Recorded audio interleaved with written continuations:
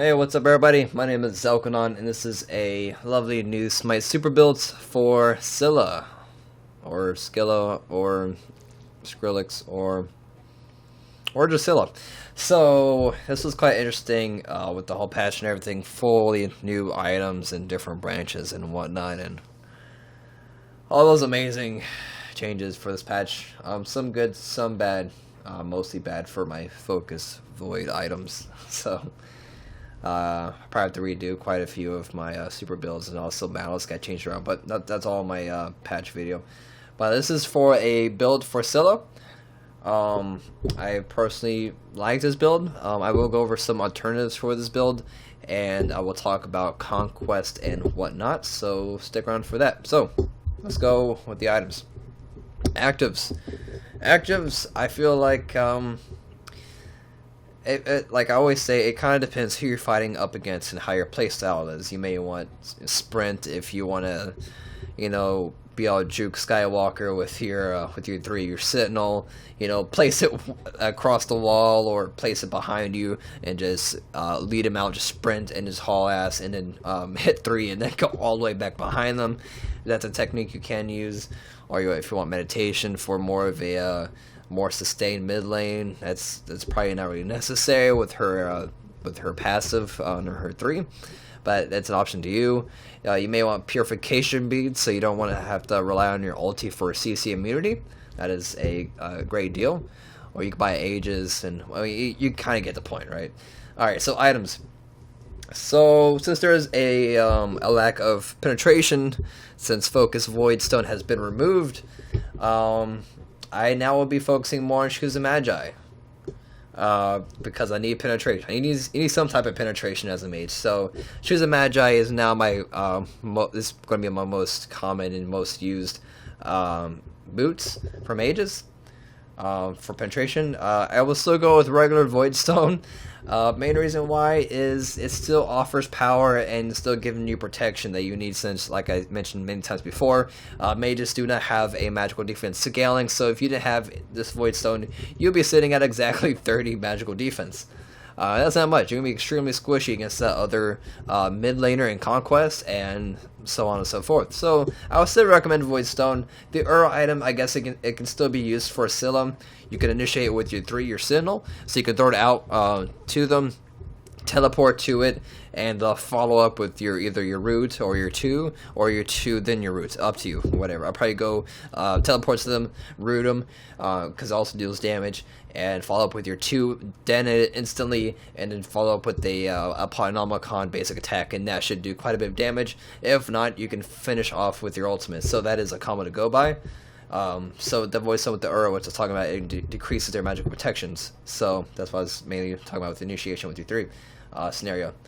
Speaking of Polynomicon, I'll get on my 3rd item. The Lifesteal is really nice. I love Lifesteal on mages, or most mages, by the way. Or anyway, the mana increase is nice, since we do have the MP5 dramatically increased with our passive, so it allows you to keep more sustained in middle lane and Conquest, and you don't have to rely on meditation so much. Also delivers a lot of power, fairly cheap item, but mainly the passive works really well for most mages. Not all mages Polynom is good. For Scylla, I really love Polynomicon. I'll show you exactly how that works later. But pretty much 85% of your magical power is in your next basic attack for, that. So the next item here is really controversial. It's up to you. Since there's a lack of penetration, you could very well go Obsidian Shard. It gives you 70 magical power for the price of 2,000 gold, and also gives you plus 33% magical penetration. So I would definitely go that as another penetration item. If you're not really too worried about that and you want to go survivability, because without Ethereal Staff and you switch that with Obsidian Shard with this build, you have about 1,700 HP, which is not too much, and we would have like 640 something power.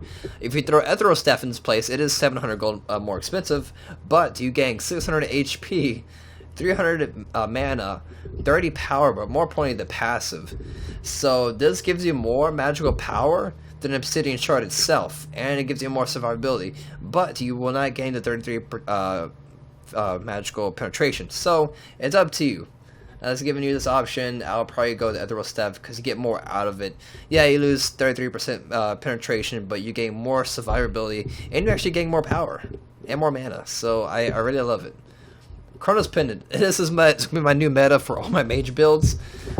Since I cannot really use my Shoes of Focus anymore for cooldown reduction, we're going with Chronos Pendant. Also, it got buffed with this patch. It used to be 60 magical power. Now it's 75 magical power. I believe the price stayed the same as well. And also giving you 25 MP5 increase. Also CDR of 25%. So this is the next most valuable item for mages, in my own opinion. And also cooldown reduction works really well with Scylla, since her base abilities, they have fairly short cooldown. Without the cooldown reduction, her 1 is 10 seconds, her 2 is also 10 seconds, her 3 is 15 seconds, and as always, ultis are typically 90 seconds. In her case, it is 90 seconds.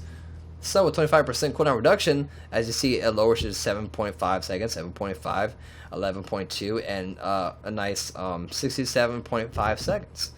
So it works well. You get to use more of your abilities, and her abilities do a crap load of damage, actually. And finally, finish off with Rod Hoodie. Also, that added in MP5, that's just a crazy load of sustain with your mana regen.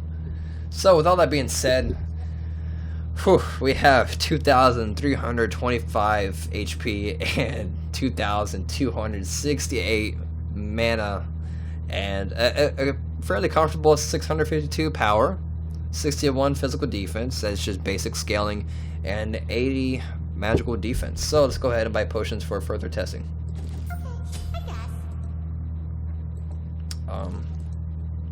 Where are you? There you go. There we go. I didn't mean to buy 2, but here we go. So we have our passive activated, so we have the additional 80 power from that. So with that being said, with your passive max rank, your abilities give you additional power at full max rank. You get 80. So with that 80 extra, you can go one more tanky item. You can go Breastplate of Valor, and if you don't want Chronos, you can go with like Ethereal Staff, for example. Just in general, you can go more tank items, Metal Renewal, whatever the situation may be. So, damage. Let's try. Nice. Pionom. There we go. There you go. That's all you need. Pionom hits for like 500 plus on top of your basic 200. And your 1 does 600 damage plus on that easy, so that's really good. So now we're up to 771 with red buff. Let's try our 1 again. 722. 655. That is really good. Let's try out our 2. Our instant detonate explosions. With minor frame drops. Please chill frames.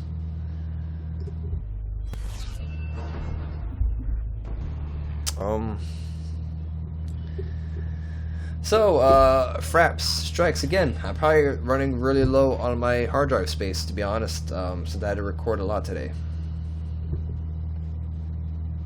So actually, I think I have to write this up soon. Yeah. Curse you, Fraps. You destroyed my life. So, at least I got through mostly video. I think I actually chilled out now. But let's try one more time to use our 2. Here we go. 907. Boom. That's without potions. So, that's pretty much all of that. I'll give it one more go with these harpies over here. Or raw, I guess. Yeah. Sorry, raw. I called you a harpy. So, here we go. 1. And then get blinded and demolish for 1,700. Hooray! That damage output. So, that will pretty much wrap it up. Thanks for watching. I'm going to have to go ahead and edit, render, upload all these videos. And I'll see you guys later. Peace.